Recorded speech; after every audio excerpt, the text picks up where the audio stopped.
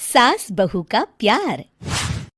ओ मेरी प्यारी बहू, जरा मेरे हाथों में मेहंदी तो लगा दे, कल एक शादी में जाना है। अभी आई माँ जी। माया गिरजा के हाथों में बहुत सुंदर मेहंदी लगा देती है। मैं वारी जावा, ऐसी गुणवान बहू मिली है मुझे। अरे मुझे भी तो इतनी प्यारी सास मिली है। दोनों हंसने लगती हैं। ये बात उनकी पड़ोसन कमला सुन लेती है।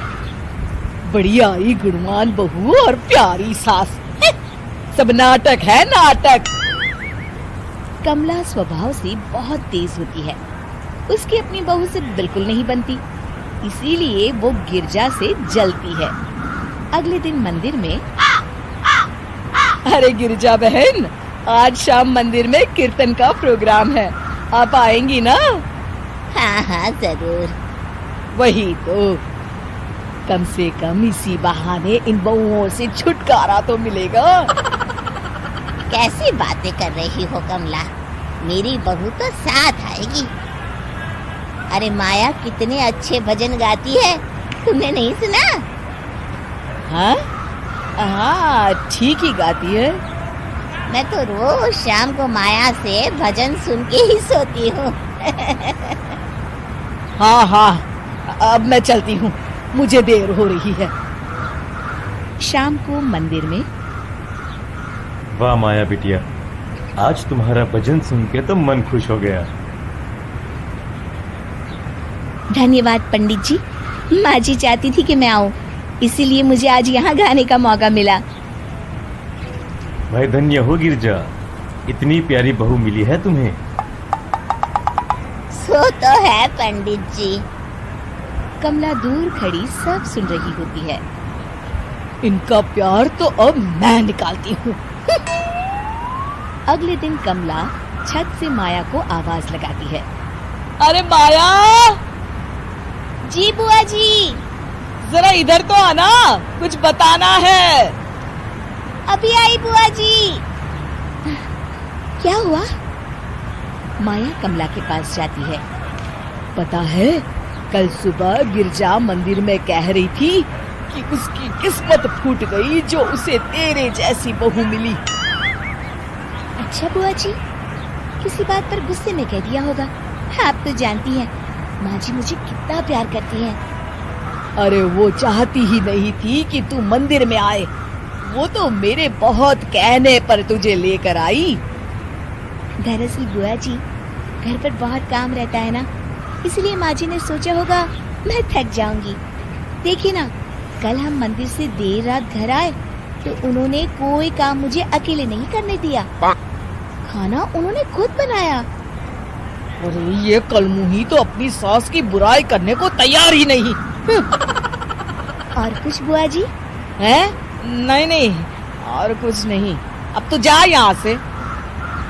अगले दिन मंदिर में, अरे ओ गिरजा, कल तेरी बहू आई थी मेरे पास। माया आई होगी, वो सबसे हंसती बोलती रहती जो है। अरे हंसना बोलना क्या, तुझे कोस रही थी। ऐसा हो ही नहीं सकता, तुझे सुनने में कोई गलती हुई होगी। कसम से गिरजा, वो कह रही थी मुझे तो मेरी सास ने नौकर समझ लिया है। दिन भर घर का काम करती रहती हूँ मैं, और मेरी सास आराम करती है। अरे ज्यादा काम से थक गई होगी तो गुस्से में कह दिया होगा। वैसे भी काम तो वो करती ही है। मुझे आराम की आदत उसी ने लगाई है। हाँ। जो भी हो, थोड़ी नकेल कस ले, बाद में ये बहुएं सास को घर से ही निकाल देती है।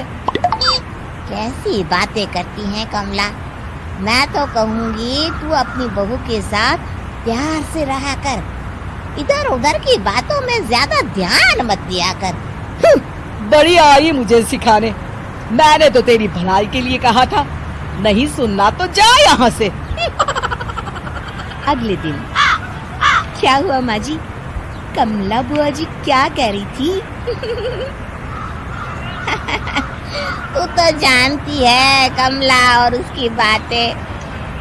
हाँ हाँ, बड़ी परेशान है हमारा प्यार देखकर। अरे ना समझ है वो। दोनों खिलखिलाने लगती हैं।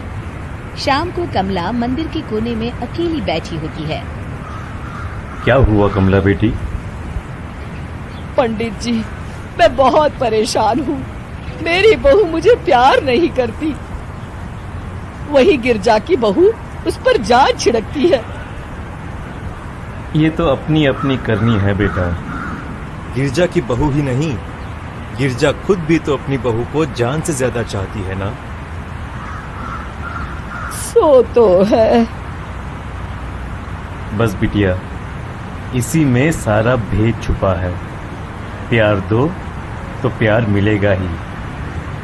और कभी आपस में मन मुटाव हो भी जाए तो उस बात को भुला दो।